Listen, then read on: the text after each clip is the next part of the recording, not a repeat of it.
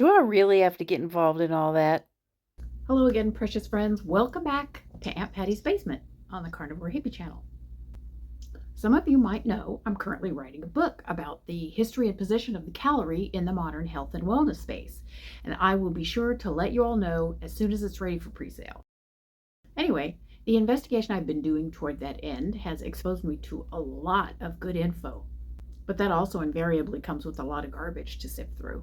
Something that's made quite an impression on me recently is the debate between those who espouse the energy balance model of human metabolism as opposed to the mass balance model.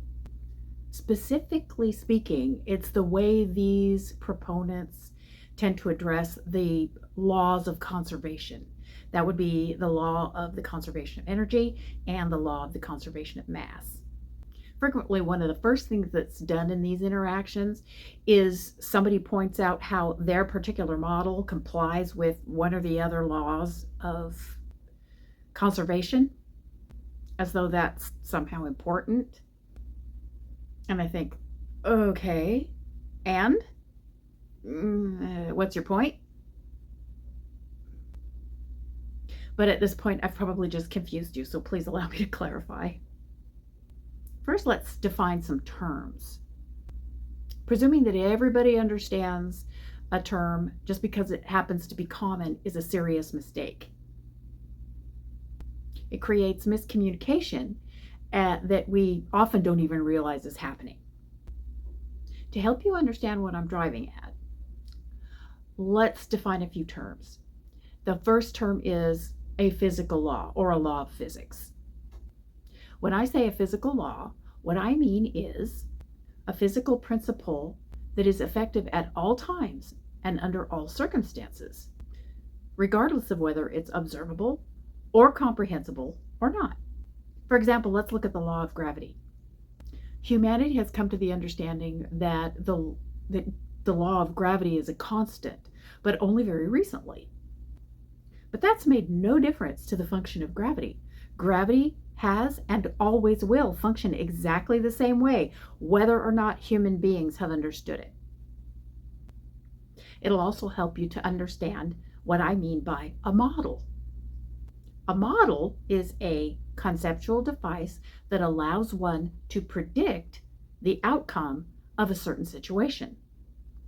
For example, you have a model of gravity in your head that will allow you to predict with pretty good accuracy what will happen if you fall off of your roof while you're trying to clean your gutters.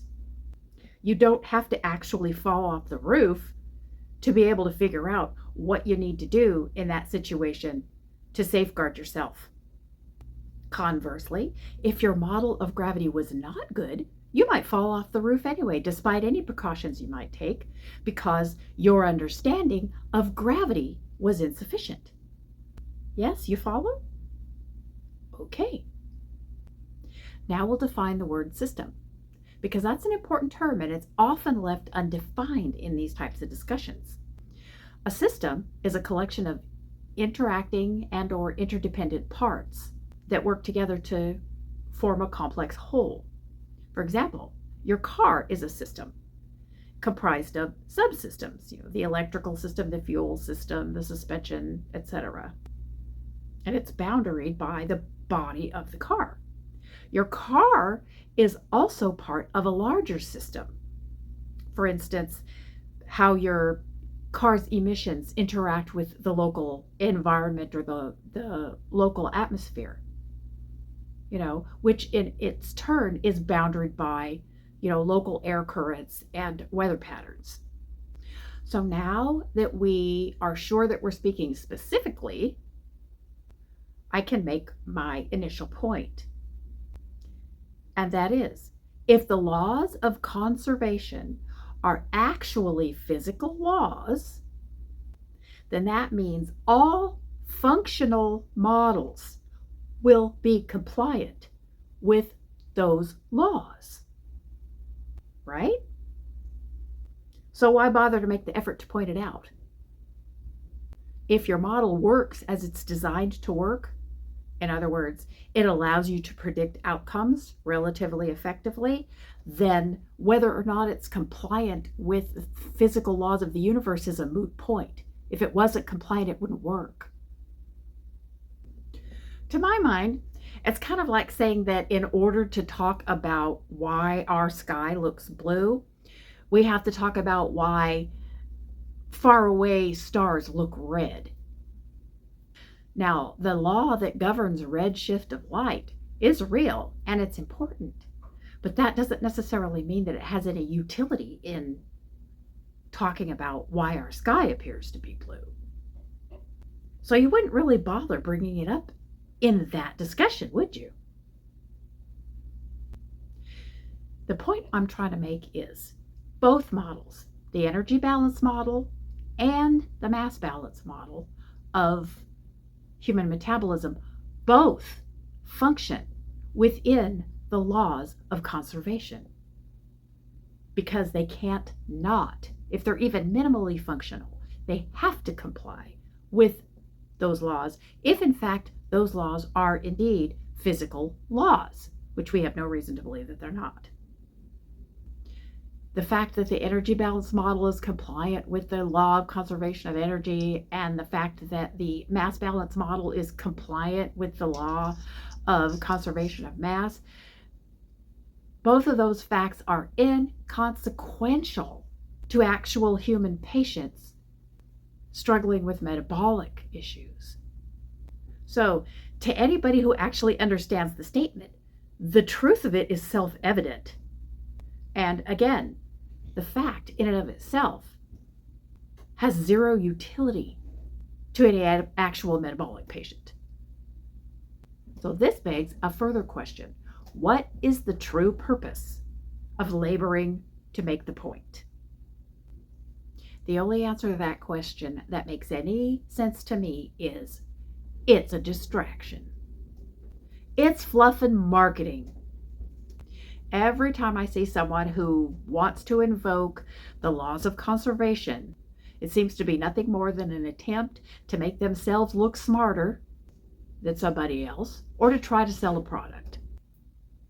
A product which, by the way, would function or not exactly the same way, irrespective of whether the potential customer understood those physical laws. So the motivation, I assert, is to fool the listener into believing that the speaker has some kind of specialized knowledge that the listener would be unwise not to accept as true. The practice of using mysterious language to manipulate assent is as old as humanity itself. In fact, this is the basic backbone of both religion and politics.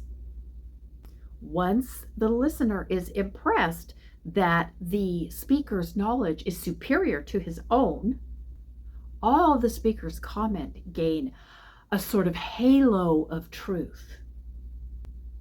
It works because the human mind has a lot to pay attention to in any given moment, particularly in a primitive environment. And so our brains have become very, very good at finding shortcuts. Trusting in authoritative individuals is one of those shortcuts, and it has served us very well over time. We would prefer to learn from other people's mistakes when at all possible, so as not to be forced to make the same mistakes ourselves and be forced to learn the hard way every single time. This is one of the communications advantages that has served to make humanity the dominant species on our little globe. But whenever you have a system that works real well, humanity being what it is, somebody is going to learn how to game it. That's what advertising and marketing are. They are shortcuts to our trust and motivations. To sum up, I am not going to engage in a debate here about whether or not the energy balance model or the mass balance model is superior. That is for another day. My purpose is to point out that if somebody invokes the laws of conservation, during a conversation about Seco or Mimo, just tune them out. Tune them out, because the motivation cannot possibly be public education. The motivation is to get you to believe that the speaker has some sort of unique access to information that you need. And it's invariably for the purpose of creating some sort of advantage for the speaker, not you, not the listener. Usually it's for the advantage of trying to sell a product, or just making somebody else look stupid or untrustworthy by comparison. If you're really interested in physics and its role in nutrition and human metabolism, you do you, and more power to you, honey. But I know it's not everybody's gig. I don't like seeing people get bogged down in pseudoscientific debates that sound important but have zero utility to anybody's specific health and wellness journey.